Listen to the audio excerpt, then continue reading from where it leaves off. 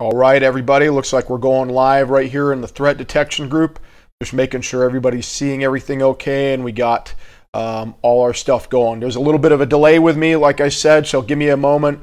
If we're talking about Facebook comments and whatnot, I'll need a second to go after those, so just bear with me. But besides that, let's kind of get right into it. Let's start talking about what we came here to talk about today, and that's looking at crowds, dealing with crowds, and looking at and spotting for some type of violence or some type of disruption in your baseline. If you've been in here and you've been listening to me for a while, we understand that you have to establish baselines, hunt for anomalies, but let's get a little bit more specific, especially with we're doing a lot of protest violence, riot violence, and crowds and people doing crazy stuff. So let's think about some behavioral indicators or behavioral aspects of dealing with people in the crowd, all right? So the first thing I want to do is show you a little clip from YouTube from the Bourne movie. I'm sure everybody's seen. There's a certain scene where he's running through a crowded area and he's trying to help a guy get away from the bad guys. And we're going to look at some things that might stick out during that one scene, all right? So just bear with me. I just bring this bad boy up. Man, I think he's one of them. The garbage man? Negative. Oh, Jesus, he's reaching for something. Oh, God, he's got a gun. He's got a gun. Stay on the line. He's got a gun. Do not deviate. Okay, here he goes. Here he goes. Tell grab team A, go. He's still talking with somebody. He's getting instructions. Jimmy, get me the conversation. Lock the box. Lock the box. Moving. Grab team C. I want you to watch. He was doing good. He was doing great, but then he gets a little spooked and he starts moving through the crowd in a kind of strange fashion. Watch right here.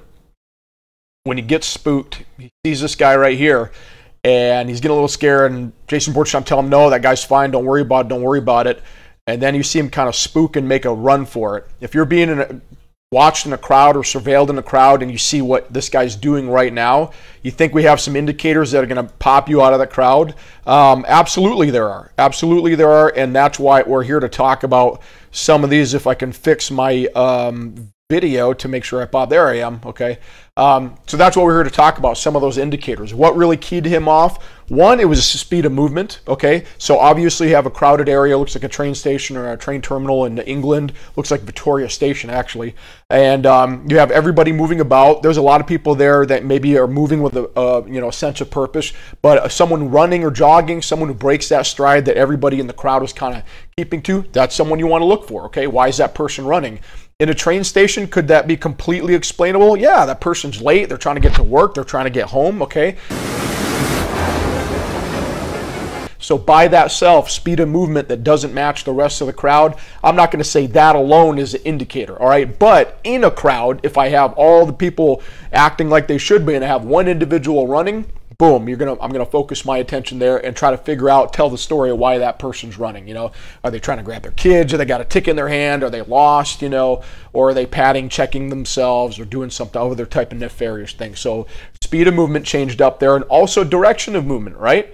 We have a flow in these public places. You know, there's a pretty interesting trick that malls will do, okay? Let's say they go build a mall in a new part of town. They'll build that mall, they'll build all the stores, they'll open it up, but they won't pave any of the parking lots surrounding that mall, okay? Why would they do that? Why would they keep those dirt, all right?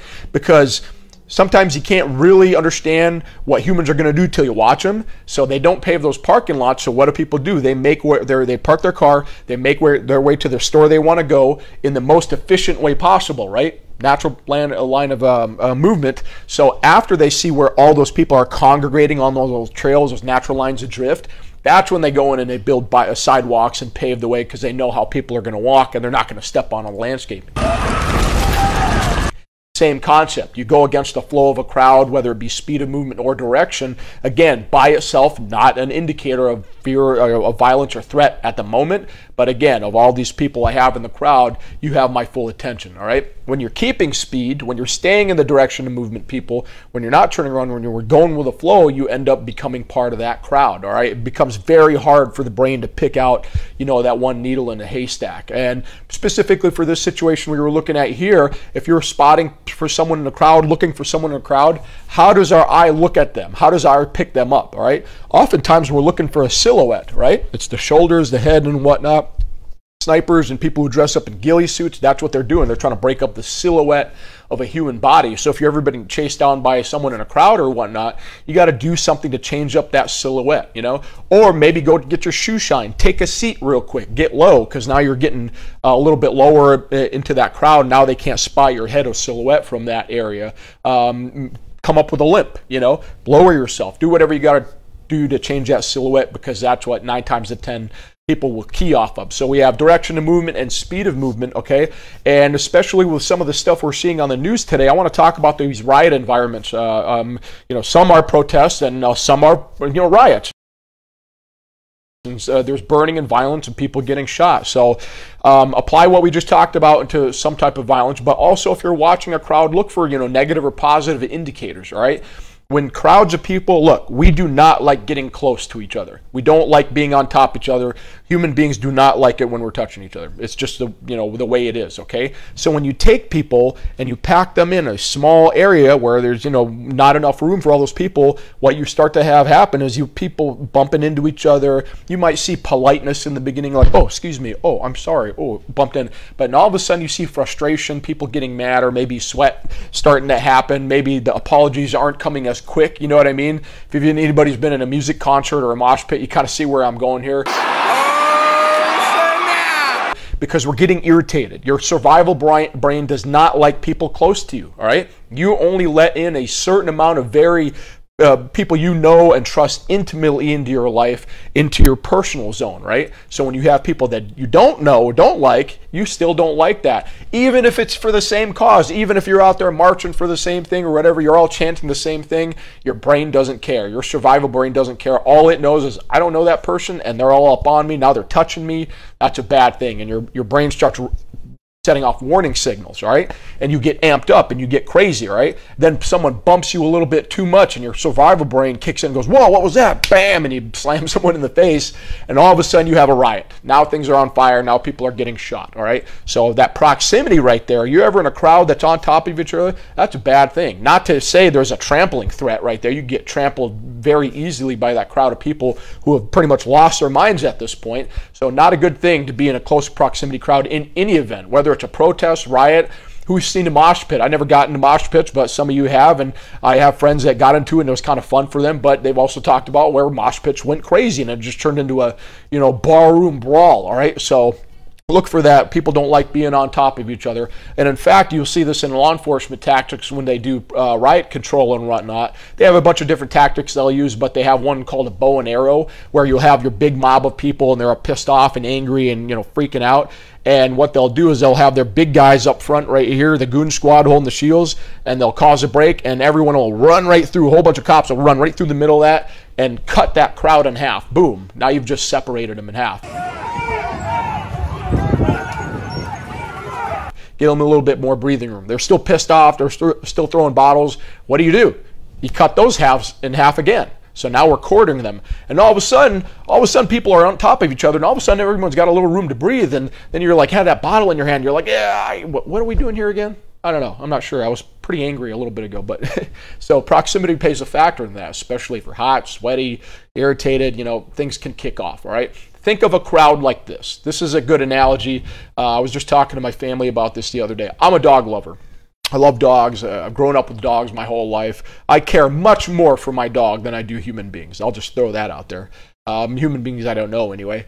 So I'm a dog lover, okay? But every once in a while, I'll run into a dog that's coming towards me. You know, someone's walking it, and maybe that might not be aggressive or anything like that, but it's a big dog. And maybe it's a type of breed. Like the other day, I was taking a walk in the park, and this older woman walks by, and she's got a Mastiff off the leash. It's probably a 170-pound Mastiff, okay? I had to do a quick equation in my head, all right? Dog's off the leash. Even if it was on the leash, this woman wasn't doing crap, okay? This woman was older, probably 65, 70 years old. She wasn't doing anything to stop a Mastiff if it wanted to do something. So I had to make an assessment myself. I was walking the sidewalk. I was like, this is a big dog. If, hypothetically, if this dog attacked me, what would I be able to do, okay?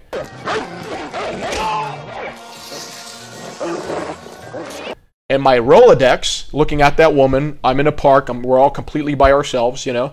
I'm looking at the dog, I'm like, if it went wrong, there's nothing I could really do to that dog. I don't have a weapon on me. I don't have a gun. I don't have a knife. That dog most likely will overpower me and rip my arm off, okay?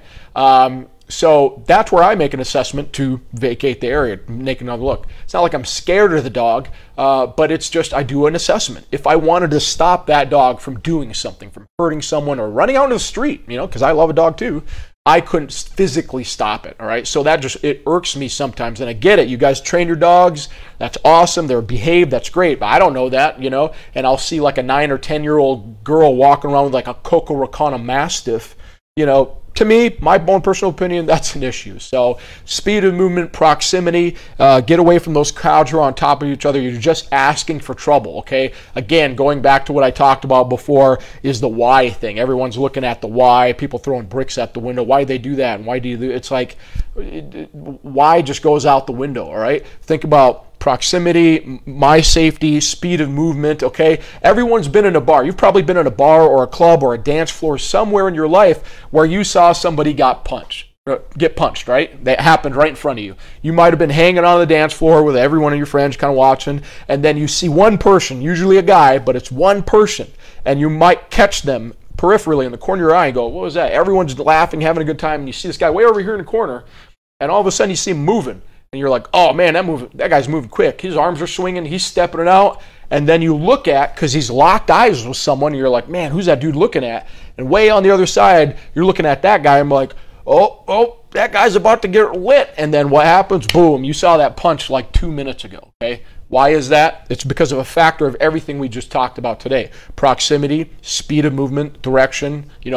That example had mission focus, arm swing, someone who's not jovial, getting into the vibe of the area. So all different indicators that can factor into you looking at a crowd or a large gathering and going, all right, there's some couple things I need to do to back off and create a little safety, all right? And think about that. At the end, if you're in a concert, you're in a crowd, you're in a protest, shots ring out, bad stuff starts to happen, what are your options?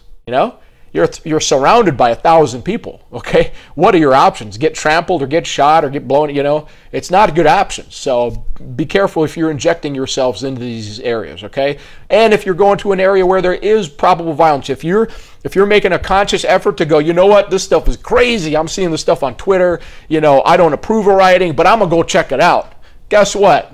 You just became part of the problem. You just became part of that problem that you said, oh, yeah, I don't believe in, I don't stand on this. So you just injected yourself into that problem, okay? Because your wants and hopes and wishes for what you want to happen for that scenario are probably going to not go off the way you think they are, okay? It's chaos, like I always say, all right? You can't plan for chaos. You can't predict chaos. So don't put yourself into chaos, okay? All right, so I've been ranting for a little bit. Let me shut up a second. Let's see if I can get some comments out of you guys. Let's see, in the threat detection group. Yep, we're there. Okay, we'll see if I have any. And don't worry, everybody. Obviously, I'm saying this is going to be recorded. Everyone's going to be able to see it. But so far, I don't look, I have a lot of questions from you guys. You guys are kind of quiet on this time, but hey, that's okay. I've given you that good information, and we'll expound on it next week. But I just wanted to definitely drop this in here for everybody to have. My instructors, my safe instructors who are over there, go ahead and give me like 5 or 10 minutes to reset. I'll be over there in the safe instructor group, and we're going to talk about how to pick out leaders using proxemics with these crowd environments, these riot, protest environments. Okay, it's one thing to defend yourself from violence, but what I want to do with my safe instructors today, we're going to talk about picking out a leader, looking at the observable indicators and going, okay, that's the instigator, that's the person that's causing the problems. I need to get my friends and family and loved ones away from that person or that group of people. So safe instructors, give me 5 or 10 minutes. I'll see you over there. Everybody else in the threat detection group, good stuff. Stay safe out there, and I'll see you next Saturday, same time.